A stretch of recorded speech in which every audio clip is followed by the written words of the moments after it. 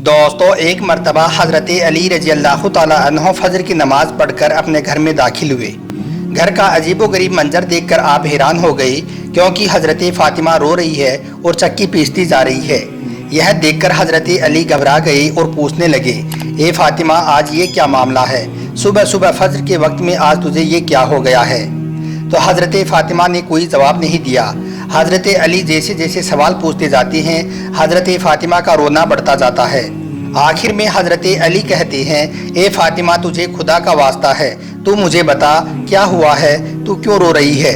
तो यह सुनकर फ़ातिमा रोती हुई कहती है, ए मेरे सोहर, रात को मैंने एक ख्वाब देखा था और ख्वाब में मैंने अपने वालिद नबी को देखा है। वो किसी चीज़ को तलाश कर रहे थे, वो किसी चीज़ को ढूंढ रहे थे।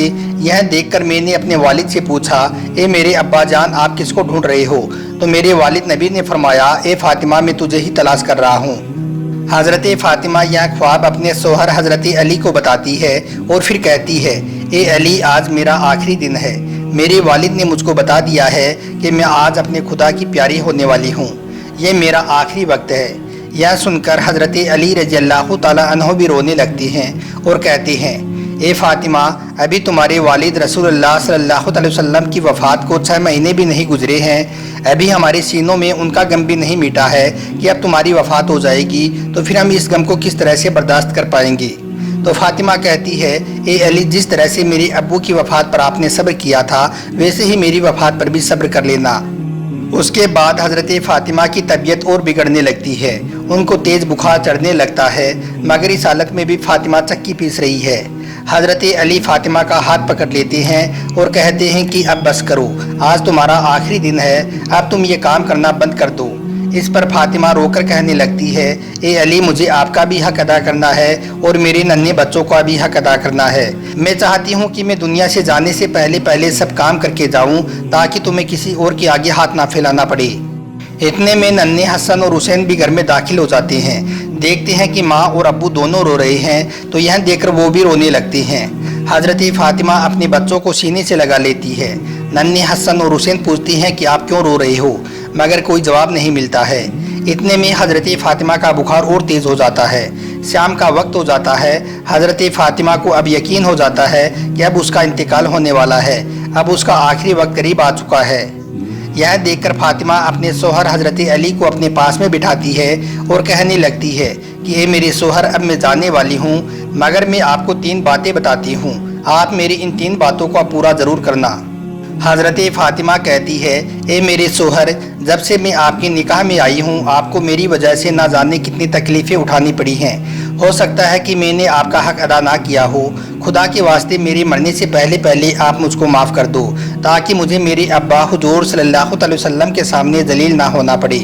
यह सुनकर हज़रत अली कहते हैं, ए फ़ातिमा, तू गम ना कर, आज तो मैं गम करता हूँ। तुम नबी की बेटी हो और मैं तेरा कोई भी हक अदा ना कर सका। जब से तुम मेरे घर में आई हो, तुझे 2 वक्त की रोटी भी नसीब नहीं हुई है, मुझे माफ़ कर देना। उसके बाद हज़रत फ़ातिमा अपने सोहर से दूसरी बात कहती है कि ए मेरे सोहर, मेरी वफ़ात के बाद आपको जिस भी औरत से निकाह करना हो आप कर लेना, मगर मेरे इन छोटे छोटे बच्चों का ख्याल रखना।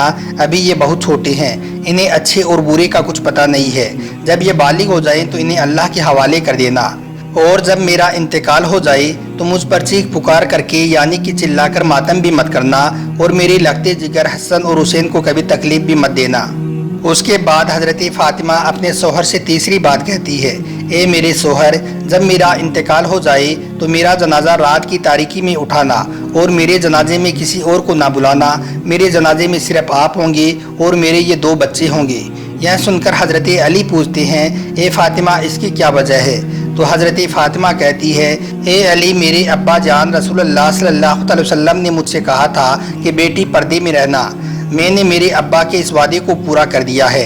पूरी ज़िंदगी में कभी भी किसी गैर मर्द ने मेरे बदन को नहीं देखा है, और मैं चाहती हूँ कि मरने के बाद भी कोई मेरे बदन को ना देख पाए, कोई गैर आदमी मेरे जिस्म की तरफ आंख भी ना उठा पाए। दोस्तों, इन तीनों बातों को कहने के बाद हज़रत फ़ातिमा अपने सोहर से कहती है, ए मेरे सोहर, वो देखो मेरे बाबा हुजूर सल्लल्लाहु अलैहि वसल्लम बहुत से फरिश्तों के साथ तशरीफ़ ला रहे हैं। अब मैं जा रही हूँ और मेरे इंतकाल के बाद फला फला जगह पर एक कागज़ का टुकड़ा हिफाजत से रखा हुआ है। उस कागज़ को निकाल कर मेरे कफन में रख देना और उसको पढ़ना मत। तो यहाँ सुनकर हज़रत अली ने फरमाया, ए फ़ातिमा, तुझे रसूलुल्लाह सल्लल्लाहु अलैहि वसल्लम का वास्ता देकर कहता हूँ, मुझे बता दो उस कागज़ के टुकड़े में क्या लिखा हुआ है। हज़रत फ़ातिमा ने अपने बाबा का वास्ता सुनकर फरमाया, ए अली, जब मेरा निकाह आपसे होने लगा था तो रसूलुल्लाह सल्लल्लाहु अलैहि वसल्लम ने मुझसे फरमाया था कि ए फ़ातिमा, मैं अली से 400 मिस्कल चांदी की महर पर तुम्हारा निकाह करने जा रहा हूँ। तो मैंने अर्ज़ किया, या रसूलुल्लाह, मुझे अली मंजूर हैं, लेकिन इतना महर मुझे मंजूर नहीं।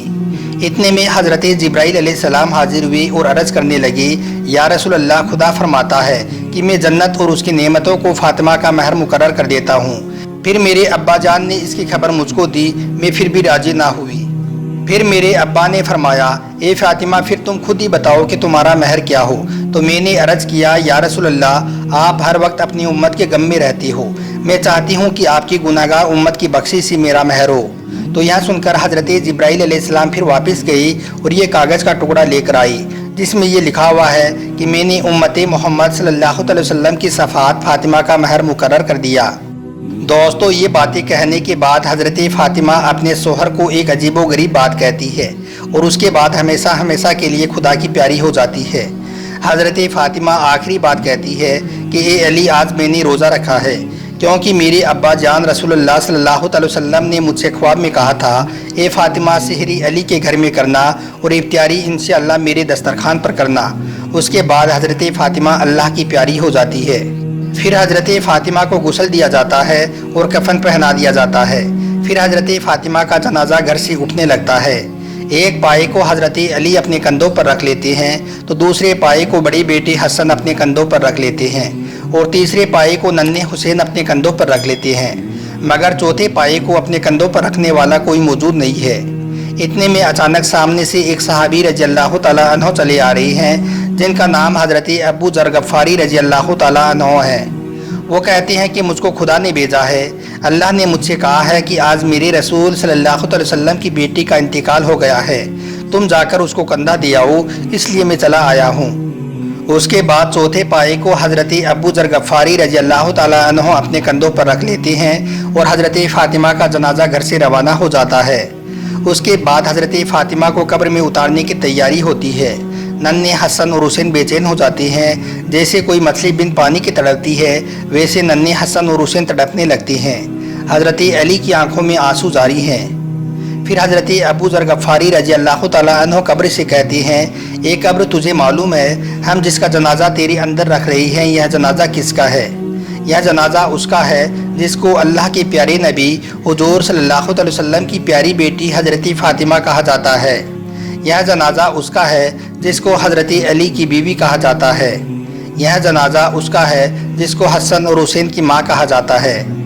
इतने में कब्र के अंदर से आवाज़ आती है, ए अबू ज़र, यहाँ पर ख़ानदान मत गिनाओ, यहाँ तो ये बताओ कि कौन अच्छे अमल करके आया है और कौन बुरे अमल करके आया है।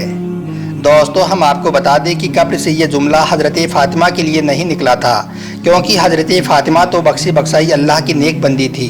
फ़ातिमा तो जन्नती औरतों की सरदार है। यह जुमला हमारी और आपके लिए निकला था।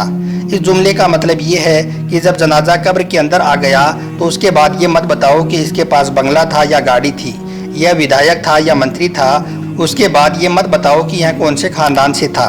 इस बात की खुदा को कोई परवाह नहीं, बल्कि अब ये बताओ कि कब्र में उतरने वाला अल्लाह और उसके रसूल सल्लल्लाहु अलैहि वसल्लम को मानकर आया है या नहीं, यह नेक अमल करके आया है या नहीं।